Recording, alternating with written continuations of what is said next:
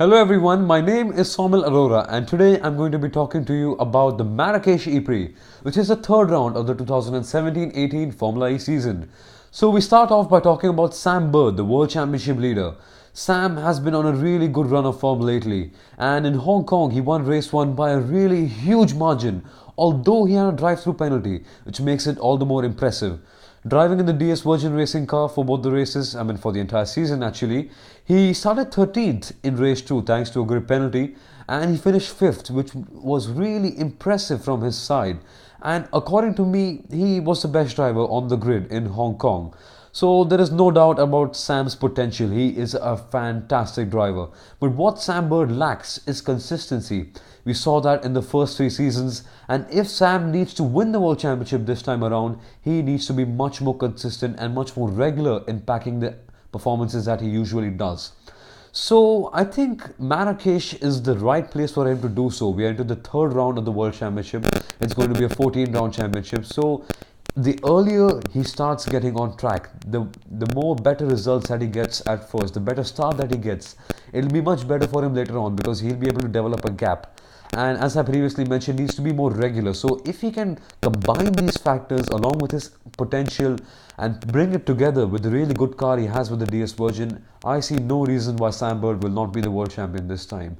Then we move on to Team Mahindra, the less spenders and who are the people who spend less. They have a much smaller budget than the other teams, but they're able to get a lot out of that. So on Friday, the media day, I was talking to a lot of big names in Formula E. I was talking to Michael Andretti, I spoke to Dr. Ulrich, I spoke to Alan McNish, Alex Ty from DS Virgin Racing, and all of them had a common opinion. They all thought that Mahindra was a dark horse in the series. They all were pretty impressed by their own tactics, the way they spend really less and they're able to get the best out of them engineers, the best out of their drivers, and the best out of their car too. And we saw that in Hong Kong, they arguably had the best car on the grid. They qualified for Super Pole on both the days, and they also won a race with Felix Rosenqvist on Sunday. And they had the outright pace in terms of the race pace. They had the pace in the one lap pace as well, in one laps as well. So I think that really proves that Mahindra has developed a really good car this time around. And all they need to do is minimize the small mistakes that they had. Like in race 1, Felix made a few driver errors here and there that cost him quite a few points. In race 2, we saw Nick Heidfeld's BMS system shutting down, and Felix also made a few errors. He got the win nonetheless, but if those mistakes can be minimized, if Mahindra can work to minimize those mistakes, to work more on developing the car, and just like Sam Bird, I see no reason why they cannot be the world champions. They are a really good team. They are really passionate about their job. All they need to do is cut down on the mistakes and be a little more consistent. That goes the same for Sam Bird as well. Then we talk about a few drivers who have struggled to find their feet in Hong Kong. So they include a lot of big names like Neil Yanni, who was actually pulled out of the series. Jose Maria Lopez will be coming instead of him at Dragon Racing. Andre Lotterer of Techita also struggled to do really well. Kamui Kobayashi of Andretti was also not exactly at the peak of his driving, you could say.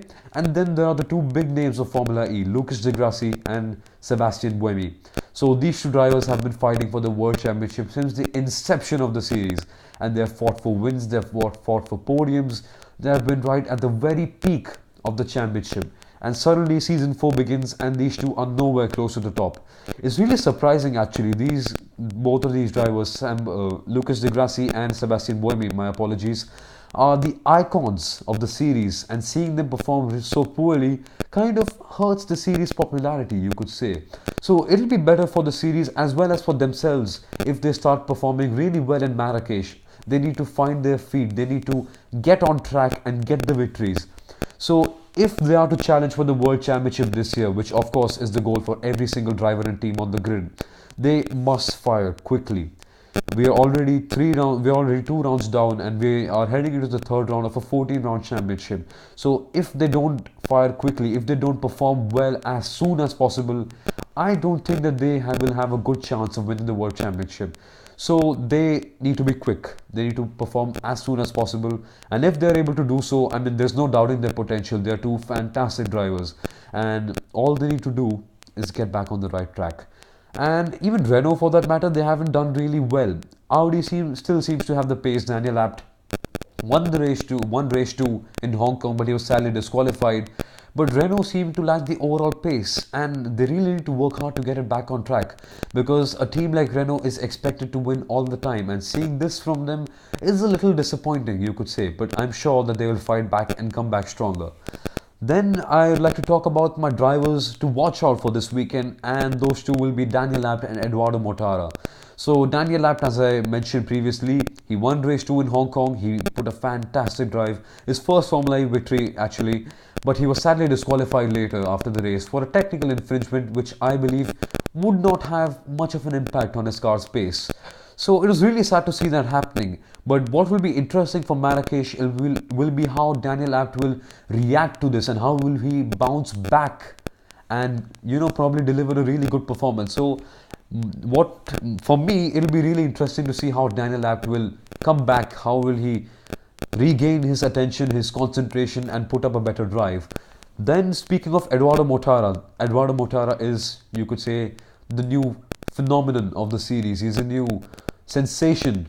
He has suddenly come in, and 2 races in, he put up a fantastic performance, a fabulous one, a fabulous drive. He capitalized on everyone else's errors. He had a really strong qualifying in race 2. He made a few errors in race 1, but in the second race, he led it for like 80% of the time. For most of the race, he was at the very top until towards the end, where he spun the car out while he was regenning. So I think that's more of a rookie's mistake, and there is no doubting his potential. And as we all know, he's a 7-time Macau Grand Prix winner, so he's a street specialist. And it'll be really interesting to see what Edoardo Mortara has to offer in Marrakesh. And Venturi also have a really good car. So put it all together, and we have a really exciting package in the form of Edoardo Mortara, Venturi, and Maro Engel, his teammate as well. So if he can put it all together once again in Marrakesh, if he can avoid making the mistakes that he did in Hong Kong, I think that he'll be a really exciting driver to watch, and he can challenge for the win. So for more updates, you can check my website, which is soumil.arora.com, and also my Facebook page, which also goes by my name of soumil.arora.com. So I hope you enjoyed this video, and thank you so much for watching, and I'll be giving you more updates on my YouTube channel.